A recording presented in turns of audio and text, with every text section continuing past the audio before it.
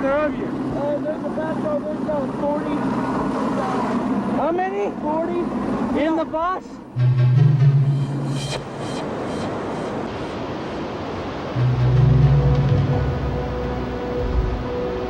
Flash floods, one of nature's most terrifying forces. Every year they kill hundreds of Americans, drive thousands from their homes, destroy billions of dollars worth of property. Flash floods spare no one and no place. They happen in every state in the Union, on city streets, by rural streams, in mountain canyons, from heavy rain overhead, or from storms miles away. These are a few examples.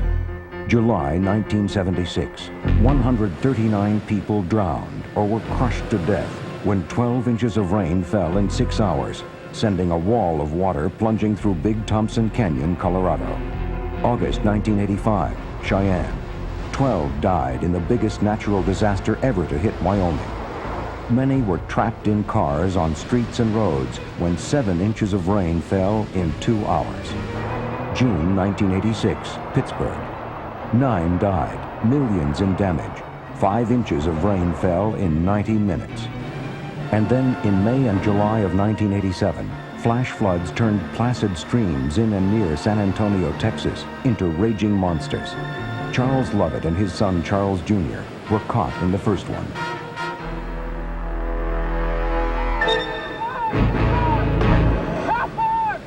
The biggest realization that happened for me was that water was such an awesome power, that water could swell up against the side of the truck and totally carry us away, truck and 2 human beings, and knowing, I guess, that we had no control over the situation. You can't imagine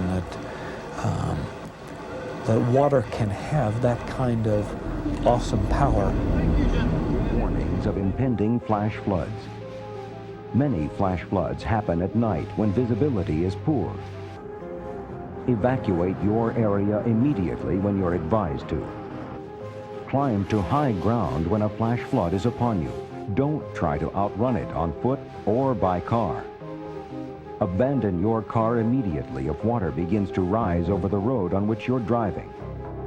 Above all, do not drive across a flooded road in your car or truck. Many try it. Some don't make it.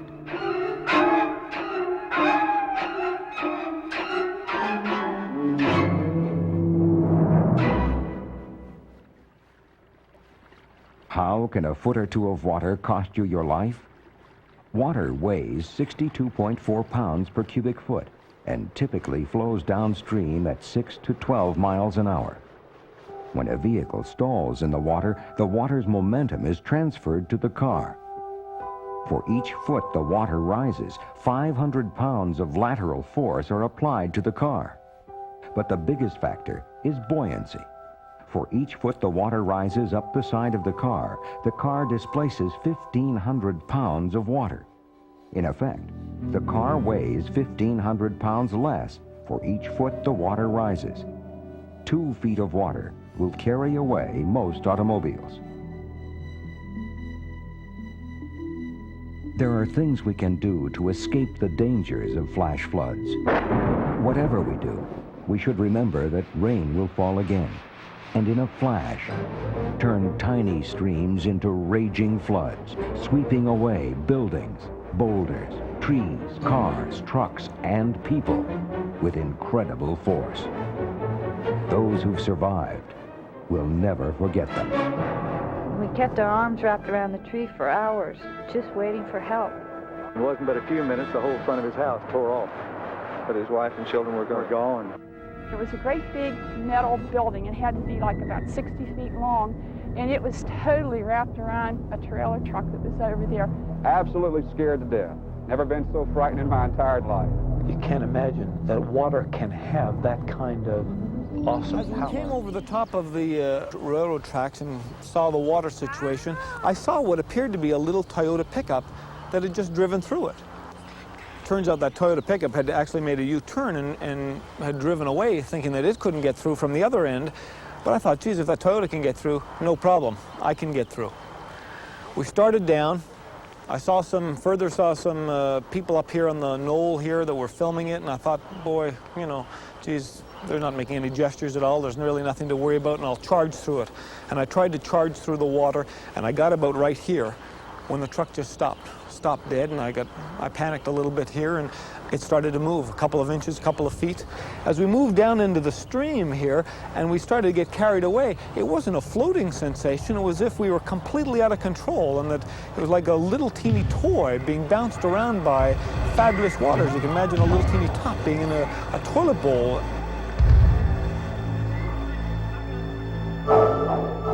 Few people appreciate the power of running water. Even fewer may realize how fast water can rise in a small stream. Jimmy Claus knows. He found out in his own backyard in suburban Pittsburgh during a heavy rainstorm.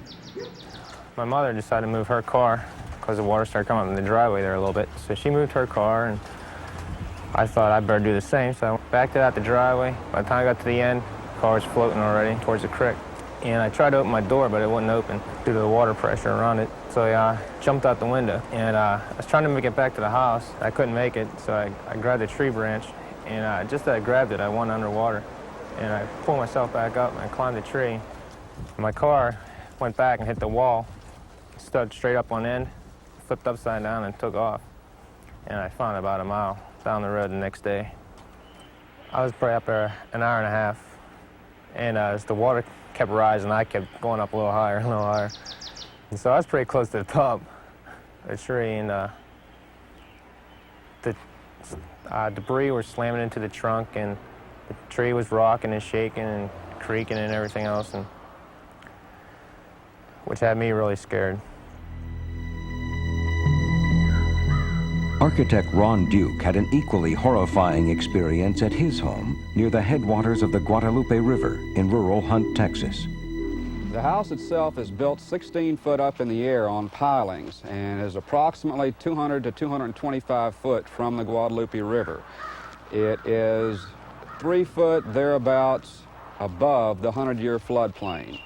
The night of the flood, I had gone to bed approximately 10 o'clock after watching the evening news, and indicated on the Weather Channel and local weather that there was a thunderstorm about 50 miles west of here near a town of Junction, Texas. At 2 o'clock in the morning, I woke up and heard a loud noise beneath the house. I walked downstairs to see what was taking place, and at that point realized that there was a thunderstorm, and there was 2 to 3 foot of air between me and the Guadalupe River. When I was out on the deck here, about half of the deck collapsed, and I was thrown into the river, dropped into the river, grabbed a next piling, and pulled myself back up on.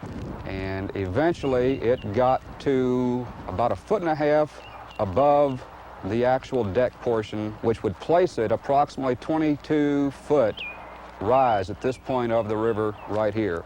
I had no earthly idea that water could rise that fast. The time limit that was involved from 10 o'clock of going to bed where there was no rain whatsoever, and 2 o'clock and close to 20 foot of water in a given area was beyond imagination. Absolutely scared to death. Never been so frightened in my entire damn life. Downstream, the flood surged across a field and caught a school bus convoy leaving a summer camp. John Patton, National Weather Service hydrologist, describes what happened. By the time the last bus and van reached this gateway, the river had risen high enough that it trapped the bus and van. 43 young campers and counselors had to exit the van into the cold, churning waters. The river would continue to rise over the next hour, reaching a crest of 30 feet near 9:40 a.m. that morning.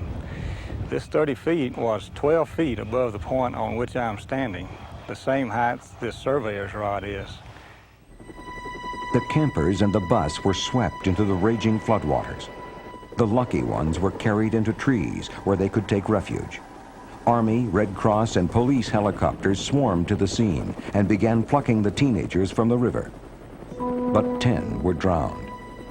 The scenes speak for themselves. Michelle, were you stuck in a tree? Yeah. How long were you in there? For about an hour. About an hour? What was going through your mind right then? I'm scared, terrified because I can't swim. We prayed a lot and sang, just talked. We started crying because we was thinking of the other people's lives that had been taken, that we saw float down the river. If these scenes convey some of the horror of being trapped in flash floods, remember, the worst ones could never be photographed. Listen to two Colorado residents describe the Big Thompson Canyon flood. He took his wife and 2 children out the back door, put them in the pickup, and he turned around to go back to lock his door, and the wall hit. It slapped him up against the back of his house. He grabbed the gutter and pulled himself up out of the water, spent the night on his roof. And it wasn't but a few minutes, the whole front of his house tore off. But his wife and children were gone. He saw my wife come out out of my garage in my Scout, and just as fast as you could say, scat, they were all gone. First came the lawn furniture, and then came the live gas tanks off of campers and stuff, and then came the saw logs and the wood piles, and then came the cars and the trucks and the campers, and cars had lights on them and the people in them, and the lights are still on them. There was people in them, and you couldn't even get close to this because of all the debris coming down. There's no way to help any of them. No way. No way. And you couldn't even hear them scream, thank God, because the roar was so bad.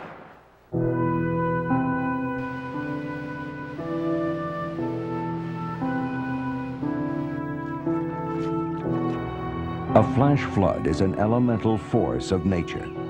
In most cases, there is nothing we can do to prevent them. But we can help people avoid being trapped and killed. And we can help them save at least some of their property. Meteorologist David Sisk of the National Weather Service describes what has been done in the Pittsburgh region. Beginning in 1980, the National Weather Service, in cooperation with the state and counties in western Pennsylvania, began installing the new sophisticated automated radio rain gauges in 6 counties in southwestern Pennsylvania. It collects rainfall on a real-time basis. Looking at the gauge at the top, the rain falls into the funnel. It's collected inside. When enough rain is collected of approximately 5/100ths of an inch, the tipping bucket tips, sending a radio signal to a county tower where the rainfall is stored in a computer and then pulled. With the use of the computer terminal here, we can access the automated radio rain gauge data, and screening the rain gauge data through the various counties, we can take a look at rainfall over an hourly basis or down to even a quarter-hour basis and relate that with what we are seeing on our radar screen. We can make use of this data in order to issue watches and warnings to the public.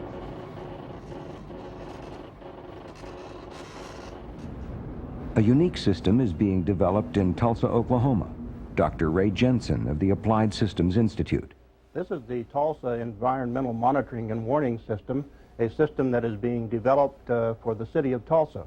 A lot of emergency management agencies or civil defense agencies have the capability to receive radar information and to display that radar information. But in this particular system, we're able to take the radar information, both the radar echoes that are commonly seen over television and the radar estimated rainfall reports, and display that data on geographical areas ranging from the size of a state down to 6 by 6 miles. We are able to get rainfall reports from 31 automatic stations, which report from time to time at operator-selected intervals. But they don't have to guess in Tulsa anymore about how high the creeks are going to rise.